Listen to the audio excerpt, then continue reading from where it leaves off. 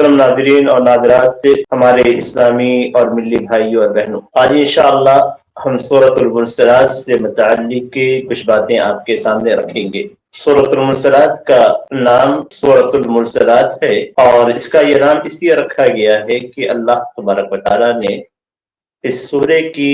پہلی آیت میں قسم کھائی ہے، مرسلات کی قسم کھائی ہے۔ اللہ تعالیٰ کا فرمان ہے وَالْمُرْسَلَاتِ عُرْفًا،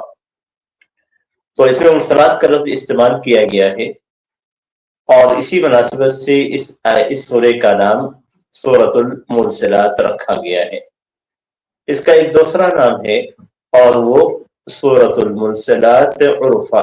اس بات کو امام ابن عاشور رحمہ اللہ نے اپنی تفسیر میں ذکر کیا ہے کہ یہ سورے صحابہ کرام کے زمانے میں سورۃ المرسلات کے نام سے جانی جاتی تھی، اور اس تعلق سے بعض احادیث بھی پائی جاتی ہیں۔ حضرت عبداللہ بن مسعود رضی اللہ تعالیٰ عنہ کہتے ہیں کہ بینما نحن مع رسول اللہ صلی اللہ علیہ وسلم فی غار بمنى اذ نزلت علیہ والمرسلات، کہ ہم اللہ کے رسول صلی اللہ علیہ وسلم کے ساتھ بینا میں ایک غار میں تھے، تو آپ صلی اللہ علیہ وسلم پہ المرسلات نازل ہوئی۔ وَإِنَّهُ لَيَتْلُوهَا وَإِنِّي لَأَتَلَقَّاهَا مِنْ فِيهِ، اور نبی اکرم صلی اللہ علیہ وسلم اس سورے کی تلاوت کر رہے تھے، اور میں اس سورے کو اللہ کے رسول صلی اللہ علیہ وسلم کے زبان مبارک سے لے رہا تھا۔ وَإِنَّ فَاهُ لَرَطَبٌ بِهَا، اور آپ صلی اللہ علیہ وسلم کا منہ آپ کی زبان مبارک کی ان آیتوں کے ساتھ، ان نازل کردہ آیتوں کے ساتھ تر تھی۔ یہ صحیح بخاری اور صحیح مسلم کی حدیث ہے۔ اسی طریقے سے ایک دوسری حدیث ہے حضرت ام الفضل بنت الحارث رضی اللہ تعالیٰ عنہ کی، اس کے اندر والمرسلات عرفا کا لفظ ذکر کیا گیا ہے۔ وہ کہتے ہیں کہ سمعت النبی صلی اللہ علیہ وسلم یقرأ فی المغرب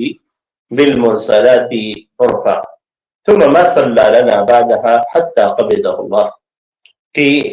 میں نے نبی اکرم صلی اللہ علیہ وسلم کو مغرب کی نماز میں والمرسلات عرفا پر تلاوت کرتے ہوئے سنا،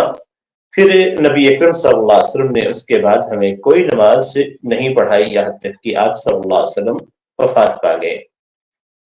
یہ اس سورے کے نام کے تعلق سے دو حدیث موجود ہیں۔ پہلی حدیث کے اندر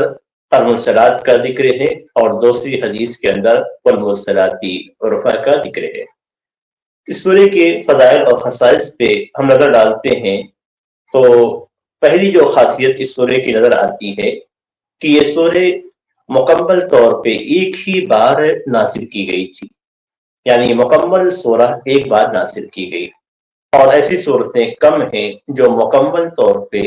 ایک ہی بار اتنی طویل، یعنی اس جیسی صورتیں ایک ہی بار میں ایک ہی وقت میں نازل کی گئی ہے۔ حضرت عبداللہ بن مسعود اللہ تعالیٰ عنہ کہتے ہیں کہ کنا مع النبی صلی اللہ علیہ وسلم فی غار فنزلت علیہ والمرسلات عرفا۔ یہ دوسری روایت ہے جو پچھلی روایت سے الگ ہے۔ پچھلی روایت جو عبداللہ بن مسعود اللہ تعالیٰ عنہ کی تھی وہ صحیح بخاری اور صحیح مسلم کی روایت تھی، اسی روایت کے ہم معنی تھی۔ یہ روایت ہے امام احمد بن حنبل نے اپنے مسند میں، اور ابن حبان رحمہ اللہ نے اپنے صحیح کے اندر، اور اسے امام حاکم رحمہ اللہ نے اپنے مستدرک میں ذکر کیا ہے، اور اس حدیث کو کئی علماء کرام نے صحیح قرار دیا ہے۔ تو اس حدیث کی اصل سے بخاری کے اندر ہے، لیکن یہ تفصیل جو ابھی ذکر کی جا رہی ہے یہ مسند احمد اور دیگر کتابیں جن کا ذکر بھی کیا گیا ان کتابوں کے اندر موجود ہے۔ حضرت عبداللہ بن مسعود اللہ تعالیٰ عنہ کہتے ہیں کنا مع النبی صلی اللہ علیہ وسلم فی غار فنزلت علیہ والمرسلات عرفا، کہ ہم رسول اللہ صلی اللہ علیہ وسلم کے ساتھ ایک غار میں تھے، تو آپ صلی اللہ علیہ وسلم پہ والمرسلات عرفا نازل ہوئی۔ فأخذتها من فیہ، تو میں نے اس سے سورے کو اللہ کے رسول صلی اللہ علیہ وسلم کے زبان مبارک سے لیا۔ وَإِنَّ لَرَطَبٌ بِهَا، اور آپ صلی اللہ علیہ وسلم کی زبان مبارک اس سورے کے ساتھ خط تھی۔ فَلَا أَدْرِي بِأَيِّهَا ختم، تو مجھے نہیں معلوم کہ اللہ کے رسول صلی اللہ علیہ وسلم نے کس آیت پہ ختم کیا۔ فَبِأَيِّ حَدِيثٍ بَعْدَهُ يُؤْمِنُونَ، یا وَإِذَا قِيلَ لَهُمُ ارْكَعُوا لَا يَرْكَعُونَ، ان دونوں میں سے کس آیت پہ آپ صلی اللہ علیہ وسلم نے ختم کیا، مجھے یہ نہیں معلوم۔ دوسری یہ پہلی فضیلت ہے کہ اس سورے کو ایک بارگی حاصل کیا گیا تھا، جیسا کہ حضرت رسول اللہ تعالیٰ عنہ کی اس روایت کے اندر ہے۔ دوسری جو فضیلت اس کی ملتی ہے وہ یہ کہ، یا اس کی جو خاصیت ملتی ہے، اس کا جو امتیاز ہے وہ یہ کہ اللہ کے نبی صلی اللہ علیہ وسلم نے آخری نماز جو لوگوں کو باجماعت امام ہونے کی حیثیت سے آپ نے اپنی موت سے پہلے پڑھایا تھا، اس نماز سے میں آپ صلی اللہ علیہ وسلم نے اس سورے کی تلاوت کی تھی۔ اور اس تعلق سے حضرت ام الفضل بنت الحارث رضی اللہ تعالیٰ عنہ کی حدیث ابھی ذکر کی گئی کہ انہوں نے کہا تھا کہ میں نے رسول اللہ صلی اللہ علیہ وسلم کو سنا، آپ مغرب میں والمرسلات عرفا کی تلاوت کر رہے تھے، پھر آپ صلی اللہ علیہ وسلم نے اس کے بعد ہمیں کوئی دوسری نماز نہیں پڑھائی۔ ثم ما صلی لنا بعدها حتی قبضہ ہوا، کہ اللہ کے رسول صلی اللہ علیہ وسلم نے پھر اس کے بعد ہمیں کوئی نماز نہیں پڑھائی یہاں تک کہ آپ صلی اللہ علیہ وسلم کی وفات ہو گئی۔ یعنی اس کے بعد جو نمازیں پڑھی گئی وہ نبی اکرم صلی اللہ علیہ وسلم کی اقتداء میں نہیں، آپ صلی اللہ علیہ وسلم امام ہونے کی حیثیت سے آپ نے پڑھائی نہیں، بلکہ بیماری کی وجہ سے آپ صلی اللہ علیہ وسلم اپنے گھر کے اندر رہے۔ ایک دوسری روایت کے اندر حضرت ام الفضل بنت حارث رضی اللہ تعالیٰ عنہ کہتی ہیں کہ انها لآخر ما سمعت رسول اللہ صلی اللہ علیہ وسلم يقرأ بها في المغرب، کہ یہ آخری سورہ تھی، یعنی سورۃ المرسلات عرفا یہ آخری چیز تھی جو میں نے اللہ کے رسول صلی اللہ علیہ وسلم سے مغرب میں تلاوت کرتے ہوئے سنا تھا۔ اس حدیث سے ہمیں ایک اور چیز معلوم ہوتی ہے، وہ یہ کہ نبی اکرم صلی اللہ علیہ وسلم کے زمانے میں عورتیں نبی اکرم صلی اللہ علیہ وسلم کی امامت میں نمازیں پڑھتی تھیں اور مسجد جاتی تھیں۔ بہرکیف یہ ایک دوسرا مسئلہ ہے، لیکن یہاں ہم صورتوں کے فضائل سے متعلق بات کر رہے ہیں۔ اس سے سورہ کے تعلق سے علماء کرام نے مفسرین نے ذکر کیا ہے کہ سورۃ المرسلات یہ مکی سورہ ہے، اور اس کے اندر صرف ایک آیت ہے جس کے بارے میں بعض علماء کرام کا کہنا ہے کہ یہ مدنی ہے، اور وہ آیت کریمہ وَإِذَا قِيلَ لَهُمُ ارْكَعُوا لَا يَرْكَعُونَ ہے۔ اس کے بارے میں بعض مفسرین کہتے ہیں کہ یہ آیت کریمہ مدینے کے اندر نازل ہوئی۔ اس سورے کے مقاصد پہ ہم نظر ڈالتے ہیں تو سب سے اہم جو مقصد اس سورے کا نظر آتا ہے وہ یہ کہ کفار کو ڈرانا مقصود ہے۔ اس سورے کے اندر کفار کو ڈرانا مقصود ہے، اور ڈرانا بھی کفر سے ڈرانا ہے، یعنی دنیا سے اس کا کوئی تعلق نہیں ہے، بلکہ کفر سے انہیں خوف دلانا ہے، کفر سے ڈرانا ہے، اور کفر کے انجام کو بتلانا ہے۔ اسی لیے اس سورے کے موضوعات پہ جب نظر ڈالتے ہیں تو ہمیں اس طرح کی چیزیں ملتی ہیں جس کے اندر خوف کا تذکرہ ہوتا ہے، جیسے اللہ تبارک و تعالیٰ نے قیامت کے قائم ہونے کی قسم کھائی ہے، اور اللہ تبارک و تعالیٰ نے اس بات کو ذکر کیا ہے کہ قیامت بلا شک آنے والی ہے۔ اس سورے کے اندر قیامت کے دن کی ہولناکیوں کا، بعض ہولناکیوں کا ذکر کیا گیا ہے، یعنی اس طریقے سے خوف دلایا گیا ہے کفار کو کہ اپنے کفر سے بعد آئیں، ورنہ قیامت کے دن کے حالات کس طریقے سے ہوں گے، اور قیامت تو آنے والی ہے جس کے اندر فیصلہ ہو جائے گا۔ اسی طریقے سے اس سورے کے اندر اب قیامت کے تعلق سے جب ذکر کیا گیا تو یہ سوال پیدا ہوتا ہے کہ کیا اللہ تبارک و تعالیٰ ہمیں مرنے کے بعد اٹھائے گا؟ کفار تو یہی سوال کریں گے کہ اللہ تبارک و تعالیٰ ہمیں مرنے کے بعد اٹھائے گا، تو اللہ تبارک و تعالیٰ نے مرنے کے بعد اٹھائے جانے کی دلیلوں کو ذکر کیا ہے، اور ذکر کرنے کے ساتھ ساتھ اللہ تبارک و تعالیٰ نے اپنی بعض قدرت کے کارنامے بھی دکھائے ہیں کہ ہماری قدرت کتنی بڑی ہے، کتنی عظیم ہے، اس کی بعض مظاہر اور بعض جھلکیاں اللہ تبارک و تعالیٰ نے اس سے سورے کے اندر ذکر کی ہے، جیسے انسان کو پیدا کرنا، زمین کو پیدا کرنا، ایسے ہی پہاڑوں کو اللہ تبارک و تعالیٰ نے بنایا اور پیدا کیا ہے۔ تو اتنی عظیم چیز اللہ تبارک و تعالیٰ جب پیدا کر سکتا ہے تو کیا اللہ تبارک و تعالیٰ دوبارہ انسان کو پیدا نہیں کر سکتا یا دوبارہ انسان کو اٹھا نہیں سکتا؟ اس سورے کے اندر اللہ تبارک و تعالیٰ نے جو اللہ کی آیتوں کو جھٹلاتے ہیں